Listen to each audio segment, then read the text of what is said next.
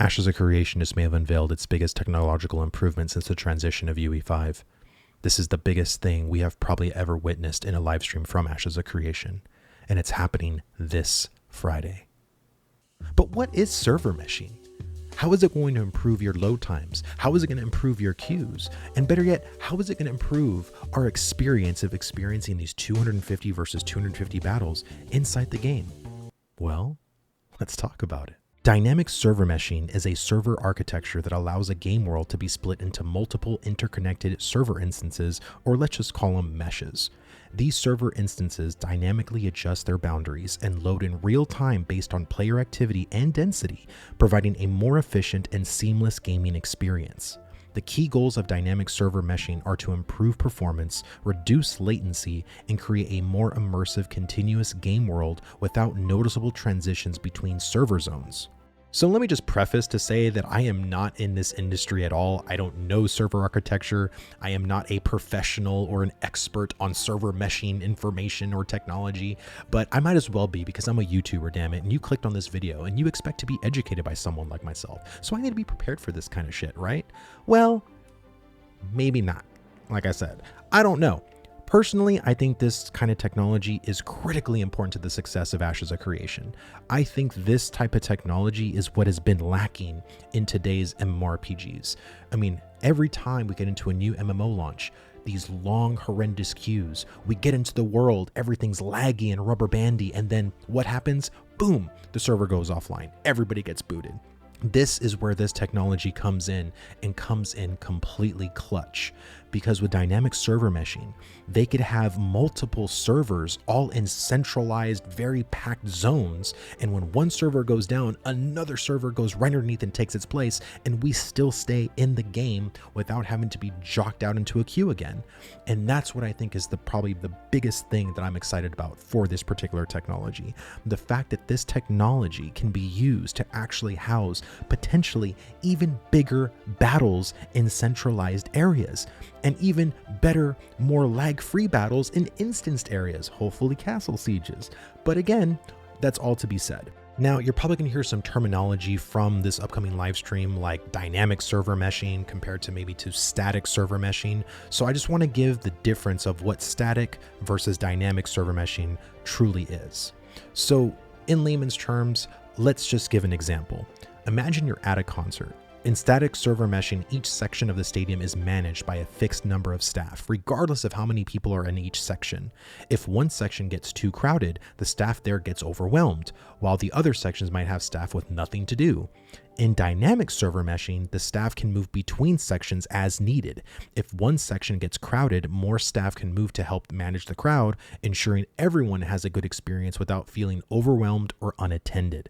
Dynamic server meshing adapts to player behavior and activity, providing a more flexible and efficient way to manage game worlds. Static server meshing, while simpler, can struggle with imbalances in player distribution. Both have their uses, but dynamic server meshing is particularly beneficial for large, ever-changing environments like those in Ashes of Creation. Ashes of Creation is no stranger to new technology. They've been using the brand new Unreal Engine 5 for a while now. And then pretty soon we're going to get into DLSS, which now DLSS 4 is literally on the horizon. And then we think of all of the AI updates that we've been getting recently, and we think of AI integration built into Ashes of Creation. We also think of AI integration built into Unreal Engine to help back-end systems, developer integration, developer software. All of these amazing things are in the future.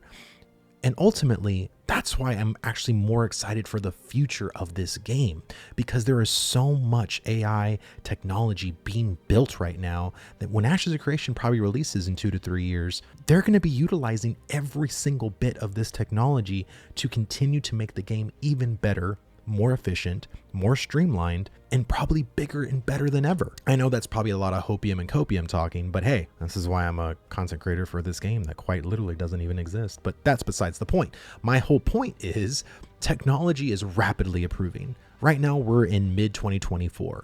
But what does technology truly look like in 2026, in 2027?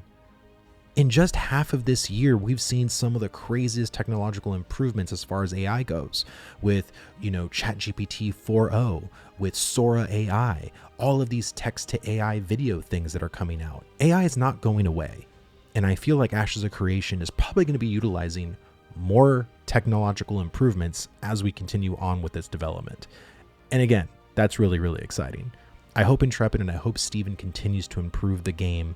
I hope they continue to improve the back-end side for their developers, because man, this game is quite literally going to end up being one of the best MMORPGs, hopefully, to launch. The biggest thing that I think always hurdles these brand new MMOs is the first day, first week, everybody wanting to get in the game, and there's all these server issues, there's all these lag problems, there's all these, people just can't get in the game and play. And with dynamic server meshing, maybe that can be a thing of the past. And maybe with games like Star Citizen, with games like Ashes of Creation, maybe these precedents from these lower indie studios, and which I can't even think you can call Star Citizen an indie studio at this point, nor can we probably even call Ashes of Creation's Intrepid Studios an indie studio at this point, but you get what I'm saying. They haven't released their games yet. And I think that if we can continue to improve in these other games, that maybe these AAA studios can wise up, or maybe even Ghostcrawler with his MMO can come out with more AI integration and more of these newer technologies, or maybe the right MMO is going to be introducing all of these brand new technologies. But one can hope, because God, we need it. The MMO genre has been stale, has been so bland, and every single thing that's been coming out lately has just been either okay, like Tartarus Land. We know everyone's been playing that. I played it. It's okay. It's nothing really to like gawk over or anything to get crazy over, but it's an okay game. And then you have other games like Lost Ark and New World completely suffering in the deepest, darkest depression. You could probably, let's just not talk about that, okay? But you know what I'm trying to say. Like, it's bleak out there in the MMO land. People are still having to rely on 15, 20-year-old games to pass up their time. So we need this technology. We need games to come out faster, better, stronger than possibly we ever could have imagined. This is really cool. I'm excited. Are you excited? Let me know down in the comment section if you are excited about all this AI technology, about this server meshing thing. What are you expecting from this live stream from Friday? Are you expecting for them to announce some kind of dynamic server meshing? Hopefully not static server meshing, but do you even know what static server meshing is? If you don't, then go ahead and rewatch this video and get a refresher on it. But hey, thank you so much for watching.